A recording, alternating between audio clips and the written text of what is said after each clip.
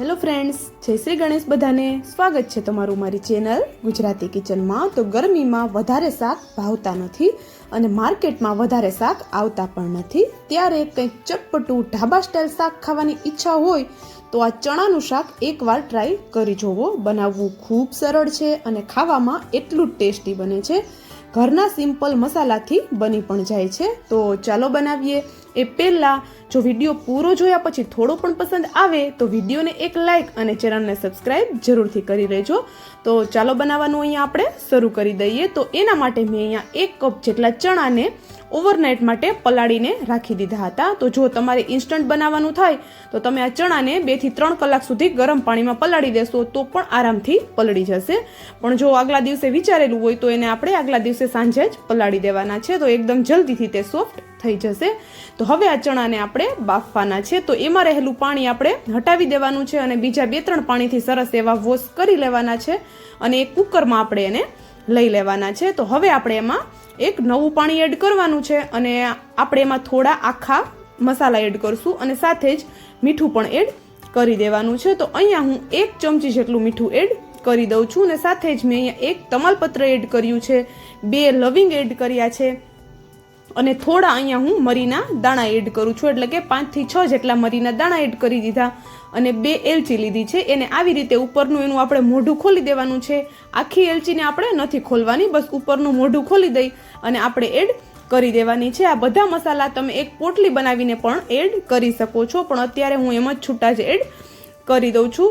તો હવે આપણે આને સરસ એવા મિક્સ કરવાના છે અને સાથે જ અહીંયા હું 1 ચપટી જેટલો ખાવાનું સોડા એડ કરું છું, જેથી કરીને ચણા એકદમ જલ્દીથી કૂક થઈ જાય અને જે ઢાબામાં આપણે ચણા ખાતા હોય છે ને એનું ટેક્સચર હોય છે એવું ટેક્સચર આવી જશે. જો થોડા સોડા એડ કરશું તો એકદમ સોફ્ટ એવા એકદમ જલ્દીથી થઈ જશે. તો હવે આપણે કુકરનું ઢાંકણ બંધ કરી અને આપણે આને 6 થી 7 જેટલી વિસલ કરી લેવાની છે, કે જ્યાં સુધી આપણા ચણા એકદમ સોફ્ટ ન થઈ જાય ત્યાં સુધી આપણે તેને થવા દેવાના છે. તો 6 થી 7 વિસલ કરી લીધા પછી કુકરને મેં ઠંડુ થવા દીધું અને પછી આપણે ચેક કરીએ તો તમે જોઈ શકો છો એકદમ સરસ એવા આપણા સોફ્ટ થઈ ગયા છે ચણા.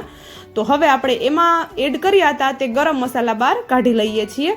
તો જો મરીના દાણા નહીં કાઢીએ તો ચાલશે, પણ બાકીના મસાલા મેં અહીંયા બહાર કાઢી લીધા છે. અને હવે આપણે આ ચણામાંથી થોડા ચણા આ રીતે બહાર કાઢી અને એને 1 થી 2 પાણીથી વોશ કરી લેવાના છે, જેથી કરીને તે એકદમ સરસ એવા ઠંડા થઈ જાય. અને આ ચણામાંથી પણ આપણે પાણી કાઢી લેવાનું છે અને તેને સરસ એવા નિતારી લેવાના છે. તો ચાલો હવે એક આપણે પેસ્ટ બનાવવાની છે. તો એના માટે મેં એક મિક્સરના જારમાં થોડો આદુનો ટુકડો, 6 થી 7 જેટલી લસણની કળીઓ અને એક મીડિયમ સાઇઝની ડુંગળી એડ કરી દીધી છે અને સાથે જ એક મોટું પાકું ટમેટું એડ કરી દીધું છે. અને આપણે જે ચણા બહાર કાઢ્યા હતા એ પણ આપણે અત્યારે આમાં એડ કરવાના છે, જેથી કરીને આપણી ગ્રેવી એકદમ થીક અને રીચ બને અને આપણે વધારે કોઈ મલાઈ કે ક્રીમ યુઝ કરવાની જરૂર ન પડે. તો હવે આપણે આને સરસ એવું પીસી લેવાનું છે.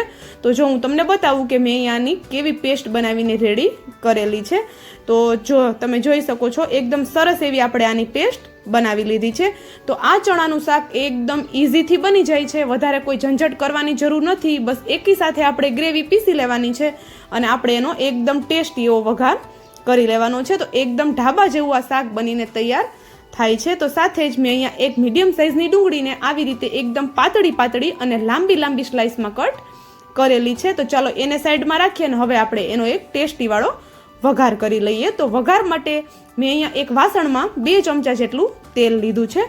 તેલ આપણું થોડું ગરમ થઈ જાય પછી આપણે તેમાં રાઈ એડ કરી દેવાની છે અને રાઈ આપણી થોડી ચટકવા લાગે પછી આપણે તેમાં અડધી ચમચી જેટલું જીરું એડ કરી દેવાનું છે. એટલે કે આપણે જે સિમ્પલ શાકનો વઘાર કરતા હોય એ જ રીતે અત્યારે આપણે અહીંયા વઘાર કરીએ છીએ. તો જો રાઈ અને જીરું સરસ એવું ફૂટી જાય પછી આપણે આમાં એડ કરવાની છે અડધી ચમચી જેટલી હિંગ. તો ચણા પચવામાં થોડા ભારે હોય છે, તો એકદમ જલ્દીથી પચી જાય એના માટે આપણે અહીંયા અડધી ચમચી જેટલી હિંગ એડ કરી છે અને સાથે જ હિંગનો ટેસ્ટ પણ આમાં ખૂબ સરસ આવે છે.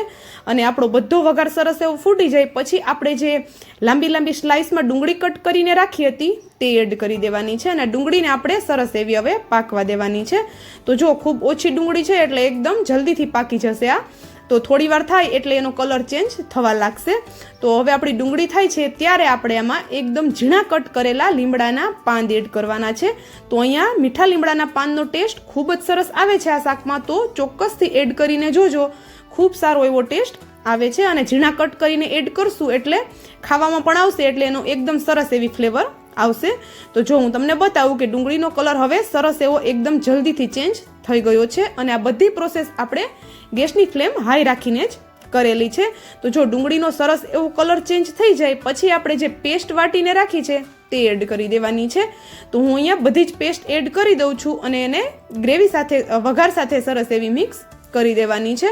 તો જો આ બધી વસ્તુ આપણે ગ્રેવીમાં એડ કરી છે તે કાચી લીધી છે, એટલે ગ્રેવીને આપણે એકદમ સરસ એવી પકાવવાની છે.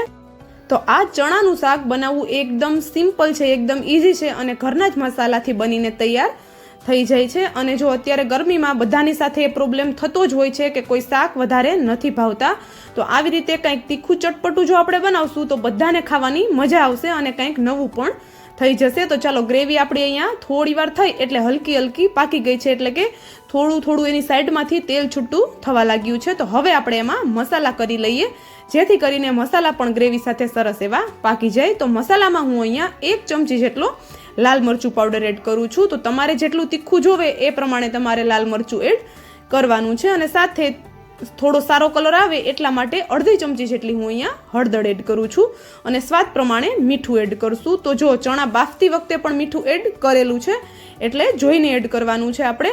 અને સાથે જ 1 ચમચી જેટલો ધાણા જીરું પાવડર એડ કરી દીધો છે અને ઢાબા જેવો એકદમ ટેસ્ટ લાવવા માટે આપણે અહીંયા 1 ચમચી જેટલી કસૂરી મેથી એડ કરી દીધી છે. કસૂરી મેથીનો ટેસ્ટ આમાં ખૂબ જ સરસ આવે છે. જો ઘરમાં અવેલેબલ હોય તો બિલકુલ સ્કીપ નથી કરવાની, ચોક્કસથી એડ કરવાની જ છે. અને આ બધા મસાલાને આપણે એકદમ સરસ એવા મિક્સ કરી લેવાના છે અને આને એકદમ સરસ એવા હવે પાકવા દેવાના છે. તો ગ્રેવી જેટલી સરસ પાકશે એટલો જ આપણા શાકનો ટેસ્ટ સરસ આવશે. તો જો મસાલા બળી ન જાય ને એટલા માટે આપણે અહીંયા થોડું પાણી એડ કરવાનું છે, જેથી કરીને મસાલા સરસ એવા પાકે અને તે બળે પણ નહીં. તો વધારે પાણી અત્યારે બિલકુલ એડ નથી કરવાનું, બસ થોડું પાણી એડ કરવાનું છે અને મિક્સ કરી અને આ મસાલામાંથી એકદમ સરસ એવી સુગંધ આવવા લાગે ત્યાં સુધી આપણે તેને થવા દેવાના છે.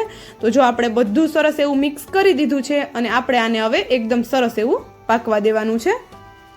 તો જો થોડી જ વાર થશે એટલે આપણી જે ગ્રેવી ઉપર સરસ એવું તેલ આવી જશે. તો એનો મતલબ છે કે મસાલા આપણા એકદમ સરસ એવા પ્રોપર પાકી ગયા છે. તો આપણી ગ્રેવી પણ સરસ એવી પાકી ગઈ છે. હવે તો એક વખત એને સરસ એવું મિક્સ કરી દઈએ અને તમે એનું ટેક્સચર જોઈ શકો છો. એકદમ આપણે ઢાબા રેસ્ટોરન્ટમાં ખાતા હોય શાક છોલે એના જેવું અત્યારે આવી ગયું છે.